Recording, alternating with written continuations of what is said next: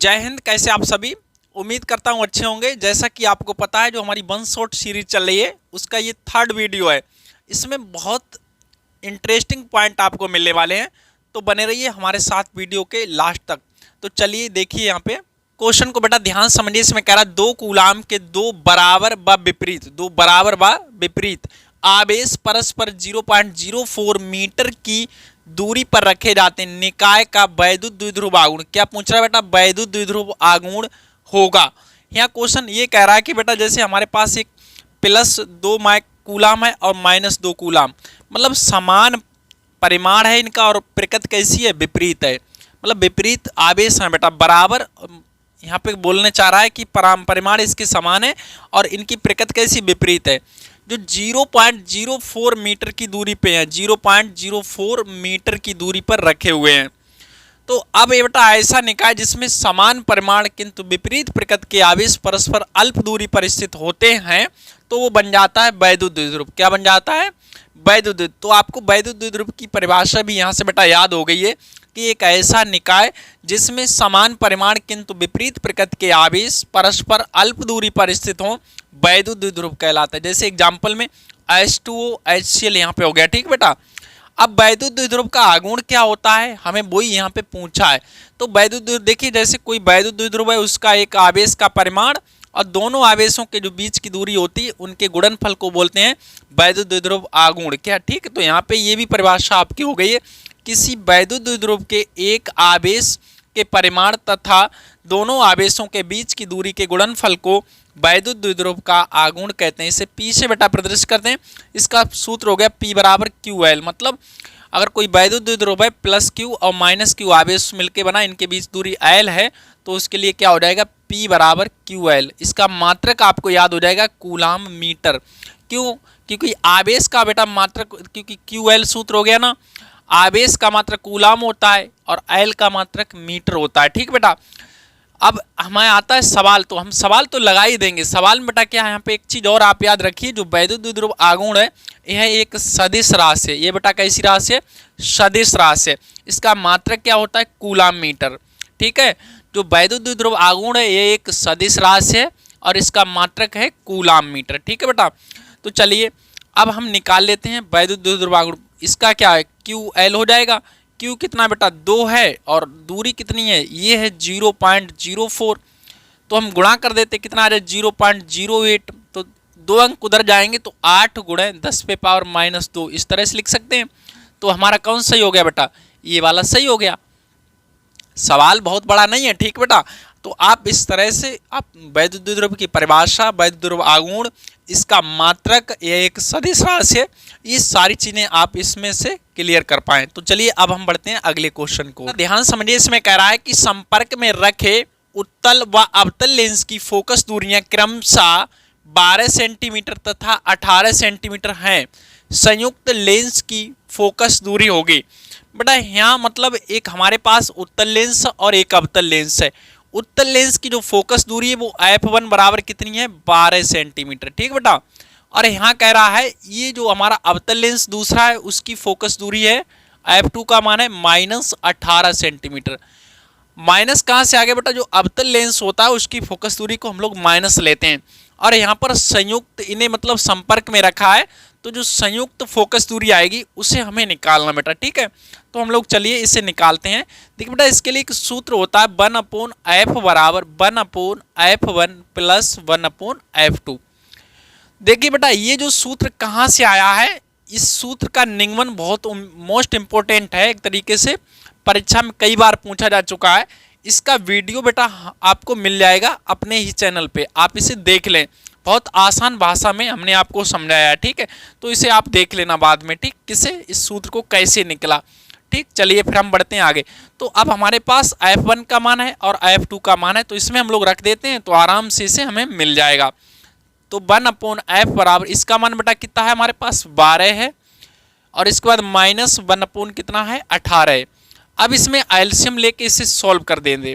तो एलसीएम बेटा इसका कितना आएगा बताओ? एलसीएम देखिए कितना आएगा? 36 आएगा। एलसीएम आ गया 36, इनका आएगा, निकाल के आप देख लेना। ठीक, तो 12 दूना 36, 12 तियां 36 और 18 दूना कितना होता है? 36। तो यहाँ से निकलेगा 1/f बराबर कितना होगा बेटा, 3 से 2 गया तो कितना बचा 1, और बटा में कितना है 36 है। तो अब इसे हम लोग क्या कर देते हैं, कैंची गुणा कर लीजिए या फिर ऐसे उल्टा कर दीजिए, तो f बराबर आ जाएगा 36 सेंटीमीटर। तो जो बेटा संयुक्त लेंस होगा उसकी फोकस दूरी कितनी होगी, 36 सेंटीमीटर होगी। मतलब दोनों लेंस को संपर्क में रखेंगे ना तो फोकस दूरी कितनी होगी, 36 होगी।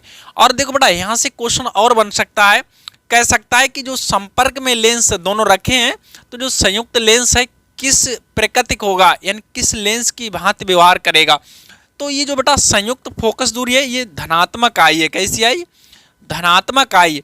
और धनात्मक जो फोकस दूरी होती है वो उत्तल लेंस की होती है। किसकी होती है बेटा, उत्तल लेंस की। तो इसलिए अगर आपसे पूछता है कि जो हमारा संयुक्त लेंस है वो किसकी भांति व्यवहार करेगा, तो आपका जवाब होगा उत्तल लेंस की भांति, क्योंकि इसकी फोकस दूरी धनात्मक आई है। ऋणात्मक आती तो आप कह देते अवतल लेंस की भांति। ठीक है, तो चलिए अब हम बढ़ते हैं आगे।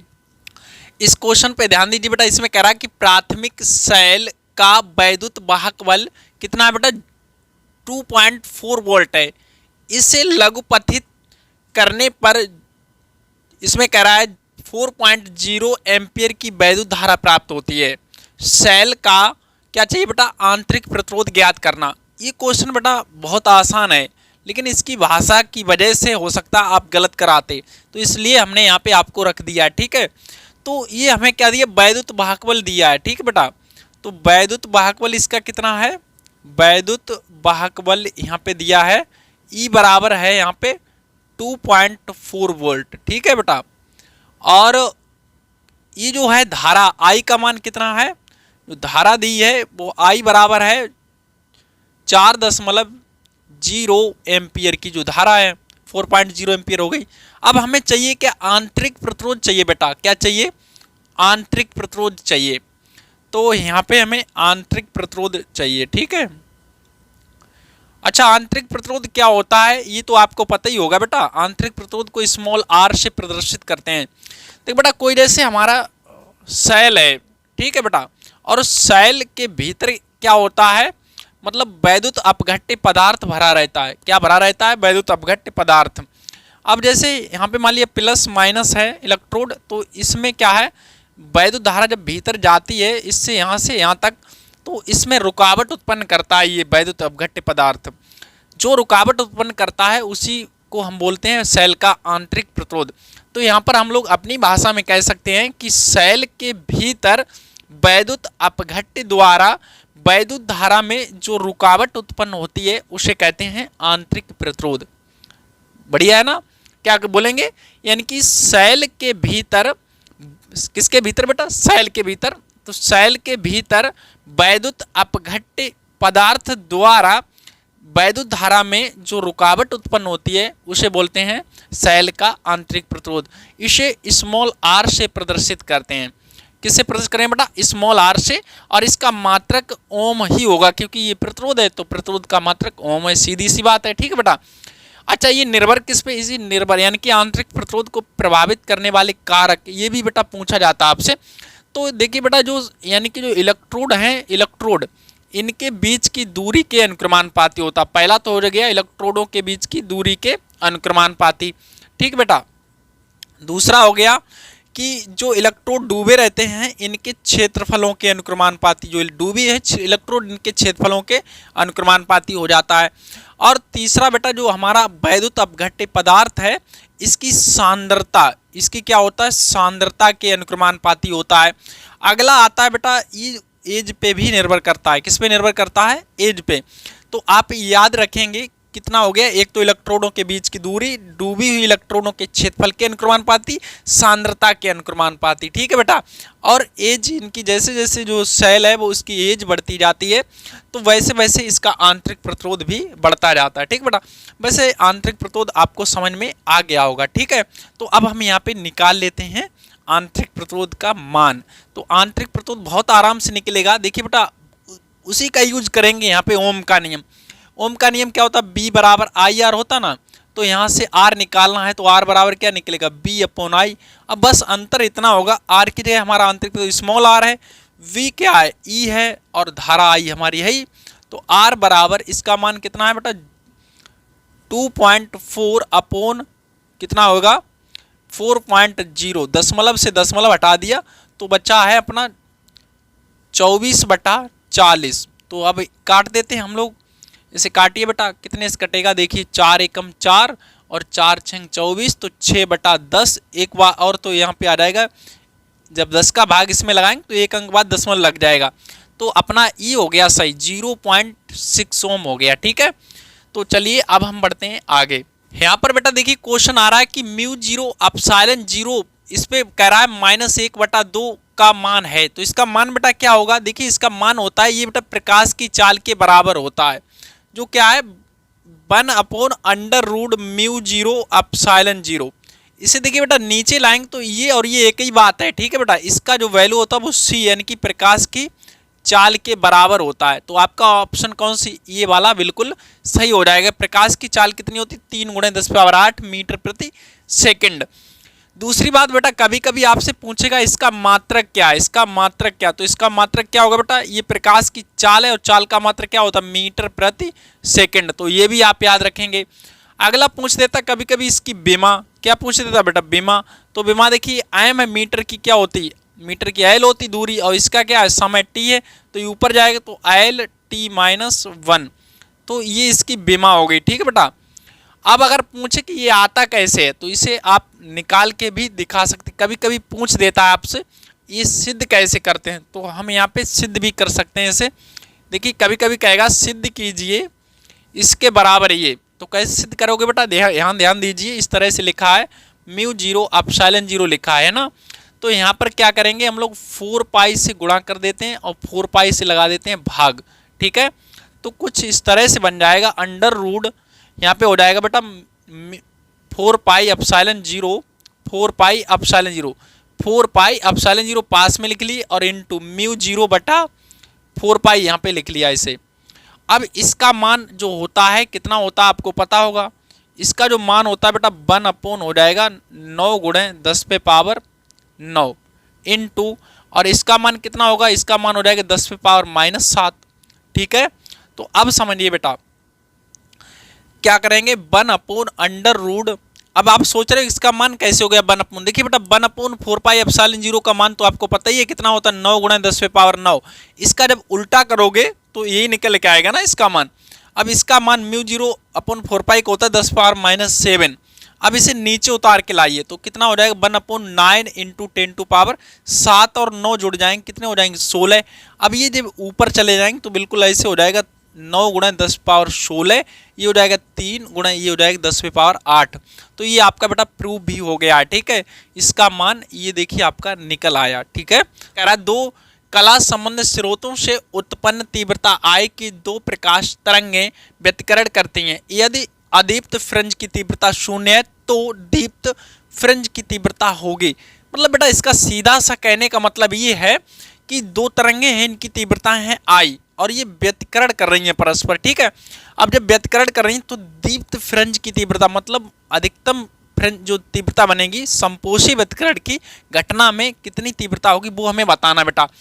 संपोषी व्यतिकरण, विनाशी व्यतिकरण और फ्रिंजों का व्यतिकरण बेटा क्या होता है, इस पे डिटेल में वीडियो आपको मिलेंगे, आप सब कुछ पढ़िए। ठीक है बेटा, उसे ध्यान से। अब हम बढ़ते हैं इसमें, यहाँ क्या मिलेगा, अब हमारा देखिए यहाँ सूत्र होता है बेटा आई, जो परिणामी तीव्रता निकल के आती है उसका फार्मूला निकलता है, और मैक्सिमम के लिए फार्मूला क्या होता है, अधिकतम तीव्रता के लिए ये सूत्र होता है √I1 + √I2 का होल स्क्वायर। ये बेटा सूत्र है डायरेक्ट मैक्सिमम के लिए। मिनिमम के लिए यहाँ पे माइनस आ जाता है। ठीक है, आपने अगर ये कहाँ से आया कैसे आया इस पर पूरा डिटेल में बेटा आपको वीडियो मिल जाएंगे आपको अपने चैनल पे। ठीक है, आप उन्हें देख सकते हैं।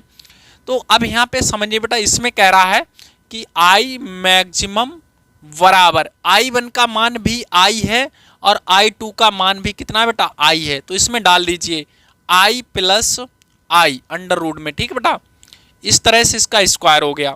तो अब देखिए ये डबल हो गए तो 2 √I का होल स्क्वायर, इसका हो जाएगा 4 और इसका स्क्वायर हटेगा तो यहाँ से कितना निकलेगा 4I निकलेगा।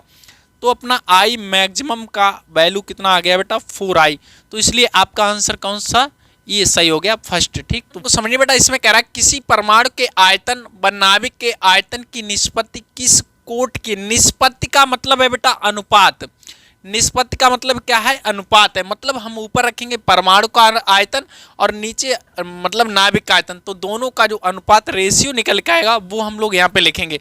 अब आयतन में अनुपात तो जब ही निकाल पाओगे जब बेटा आपको त्रिज्या पता होगी। तो जैसे कोई ये परमाणु है, ये हमारा नाभिक है, तो परमाणु की त्रिज्या जो होती है, परमाणु की बेटा त्रिज्या कितनी होती है आपको पता होनी चाहिए, नहीं पता तो यहाँ समझिए। जो परमाणु की त्रिज्या होती है वो 10 पे पावर माइनस 10 मीटर के कोट की होती है। ठीक है, और नाभिक की जो त्रिज्या होती है वो होती है, नाभिक की त्रिज्या कितनी होती है, ये होती है बेटा 10 पे पावर माइनस 15 मीटर कोट की। तो यहाँ से निकलेगा परमाणु का आयतन, परमाणु का आयतन V1 और ये निकलेगा नाभिक का आयतन V2। तो परमाणु का आयतन V1 क्या निकलेगा, 4/3 पाई इंटू आर क्यू। देखिए बेटा, जो हमारा परमाणु गोला है यहाँ गोले का आयतन लगेगा 4/3 पाई आर क्यू। आर का मतलब ये है 10 पे पावर माइनस 10 का क्यू, और बटे में किसका, नाभिक का आयतन। नाभिक का मतलब 4/3 पाई आर क्यू, मतलब इसका क्यू, तो 10 पे पावर माइनस 15 का क्यू। ठीक है बेटा, ये तो आप कैंसिल ही हो गया यहाँ पे। अब यहाँ समझिए बेटा, तो V1 वटा V2 बराबर, ये इसका क्यूब करेंगे तो कितना हो जाएगा, 10 पे पावर माइनस 30 बटा ये हो जाएगा 45, है ना, तो 10 पे पावर माइनस का 45, और ये अब ले जाते हैं हम लोग ऊपर, तो V1 वटा V2 बराबर मिल जाएगा, तो 10 पे पावर माइनस 30 गुणा 10 पे पावर प्लस का 45 और बटा में 1। अब बचेगा 10 पे पावर 5 बचेगा ऊपर, कितना बचेगा, 10 पे पावर 5, तो V1 बटा V2 बराबर 10 पे पावर 5 बटा 1, तो अनुपात कितना आ जाएगा, 10 पे पावर 5। ठीक है बेटा, तो ये अपना आंसर हो गया। ठीक, इस क्वेश्चन को बेटा समझिए, इसमें कह रहा है कि दो लेंस जिनकी शक्तियां 5 डायोप्टर तथा -3 डायोप्टर है संपर्क में रखे हैं, इनकी संयुक्त फोकस दूरी होगी। ऐसे सवालों के लिए बेटा क्या करते हैं, देखिए हमें पहले दिया है एक लेंस है जिसकी क्षमता है 5 डायोप्टर और दूसरे लेंस की क्षमता है -3 डायोप्टर। ठीक है बेटा, अब हम क्या करेंगे, तो संयुक्त जो लेंस बनेगा उसकी पहले क्षमता निकाले, तो उसकी क्षमता P बराबर निकलेगी P1 प्लस P2, तो दोनों के मान रख लेते हैं, तो P बराबर 5D और ये माइनस, तो इसलिए यहाँ माइनस हो जाएगा 3D, तो P बराबर 2 डायोप्टर निकल आया यहाँ पे। ठीक है बेटा, ये निकल आया इस संयुक्त लेंस की क्षमता। और अगर पूछता है कि संयुक्त लेंस किस लेंस की भांति काम करता है, तो प्लस में निकल के आई, तो मतलब उत्तल लेंस की भांति काम करता है। फिलहाल में हमें फोकस दूरी पूछी है, तो हम लोग फोकस दूरी निकाल लेते हैं। अब हमें एक सूत्र पता होता है बेटा, P बराबर 100/F, और F किस में होगा, सेंटीमीटर में निकल के आएगा। अब ठीक है, अगर ऊपर 100 रख देते हैं तो ये सेंटीमीटर में निकल के आता है। तो अब यहाँ इसका देखिए P गुणा F बराबर 100, F सेंटीमीटर में निकलेगा, P बटे में कर देते हैं 100/P, P का मान कितना है, 2 है, तो बटा 2 इसे काट दीजिए बेटा, तो 50 आंसर आ गया। कितना आ गया, 50 सेंटीमीटर। तो आपका ये दूसरा आंसर बिल्कुल सही हो जाएगा। ठीक है, इस क्वेश्चन को समझिए बेटा, इसमें कह रहा है धारा घनत्व J तथा अपवाह वेग BD में संबंध है। धारा घनत्व J है और अपवाह वेग, इसे अनुगमन वेग भी बोलते हैं बेटा अपवाह वेग को। ठीक है, धारा घनत्व हम लोग समझ लेते हैं बेटा, ये J बराबर होता है I/A, मतलब किसी चालक तार के किसी बिंदु पर हम देखते हैं कि उस बिंदु पर एकांक क्षेत्रफल से कितनी धारा गुजर रही है, तो वही हमारा हो जाता है उस बिंदु के लिए धारा घनत्व। तो इसमें हम लोग कह सकते हैं किसी चालक तार के किसी बिंदु पर एकांक क्षेत्रफल से गुजरने वाली धारा को उस बिंदु पर चालक तार का धारा घनत्व कहते हैं। इसे आप नोट कर सकते हैं, और इसका मात्रक बेटा होता है एम्पियर प्रति मीटर स्क्वायर। याद नहीं करना है क्योंकि एम्पियर इसका हो गया, इसका हो गया मीटर स्क्वायर, तो धारा घनत्व का मात्रक क्या हो गया, एम्पियर प्रति मीटर स्क्वायर।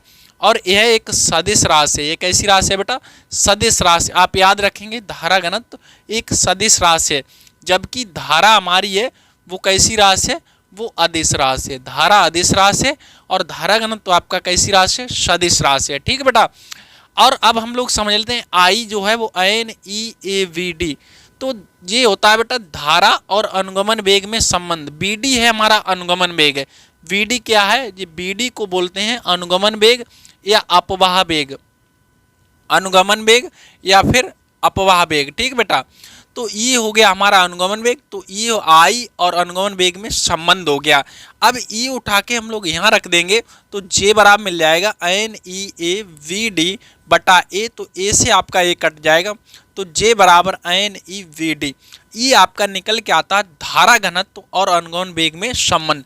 तो इस तरह से पहला ऑप्शन आपका बिल्कुल सही चला जाता है बेटा। ठीक है, तो एन ई बी डी आपका ऑप्शन सही हो जाएगा। ठीक है, तो चलिए अब हम बढ़ते हैं अगले क्वेश्चन की ओर। इस क्वेश्चन को बेटा समझिए, इसमें कह रहा है चुंबकीय क्षेत्र का मात्रक है। देखिए बेटे वैसे तो बेटा इसका आपका आंसर यही है, वेबर प्रति मीटर स्क्वायर। ठीक है, इसके और भी मात्रक होते हैं, कौन कौन से? एक तो आपका यही हो गया वेबर प्रति मीटर स्क्वायर। एक बहुत अच्छा मात्रक इसका आता है न्यूटन प्रति एम्पियर मीटर। ये देखिए बेटा इससे बीमा आराम से निकाल सकते हैं, इससे बीमा यानी कि बहुत आराम से निकल आएगी। न्यूटन बल्कि बीमा रखिए, एम्पियर धारा की मीटर रख दीजिए, सॉल्व कर लीजिए, निकल आती है। ठीक है बेटा, अगला आता है हमारा कि एक इसका मात्रक होता है बेटा टेस्ला। क्या होता है? टेस्ला। अब आता है एक गॉस और होता है। क्या होता है बेटा? गॉस। ये देखो आपको बता दें बेटा कि जो एक गॉस होता है वो 10⁻⁴ टेस्ला के बराबर होता है। ठीक है, अब यहाँ टेस्ला रख सकते हैं, न्यूटन प्रति एम्पियर मीटर रख सकते हैं, वेबर प्रति मीटर स्क्वायर रख सकते हैं। फिलहाल में ये जो गॉस है ये छोटा मात्रक है। ठीक है बेटा, ये चारों चुंबकीय क्षेत्र की तीव्रता के मात्रक हैं। इसे हमने इसलिए बता दिया बेटा, कल को अगर कहीं पेपर में प्रश्न आता है उसमें से उसने मान लिया 3 रख दिए, एक नहीं है उसमें से और पूछ दिया है निम्नलिखित में से कौन सा चुंबकीय क्षेत्र की तीव्रता का मात्रक नहीं है, तो फिर आप जब ही उसे सिलेक्ट कर पाओगे नई वाले को जब आपको ये सारे पता होंगे। ठीक है, तो उम्मीद करता हूँ आपको वीडियो पसंद आया हो तो लाइक करिए और दोस्तों में शेयर करिए। चैनल पे अगर नए हैं तो इसे सब्सक्राइब कर लें। ठीक है, तो चलिए मिलते हैं हम लोग अगले भाग में, तब तक के लिए अपना ख्याल रखिए। जय हिंद।